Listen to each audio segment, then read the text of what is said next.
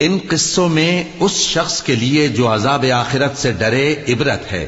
یہ وہ دن ہوگا جس میں سب اکٹھے کیے جائیں گے، اور یہی وہ دن ہوگا جس میں سب اللہ کے روبرو حاضر کیے جائیں گے، اور ہم اس کے لانے میں ایک وقت معین تک تاخیر کر رہے ہیں۔ جس روز وہ آ جائے گا تو کوئی شخص اللہ کے حکم کے بغیر بول بھی نہیں سکے گا۔ پھر ان میں سے کچھ بدبخت ہوں گے اور کچھ نیک بخت۔ تو جو بدبخت ہوں گے وہ دوزخ میں ڈال دیے جائیں گے، اس میں ان کو چلانا اور دھاڑنا ہوگا۔ جب تک آسمان و زمین ہیں وہ اسی میں رہیں گے مگر جتنا تمہارا پروردگار چاہے۔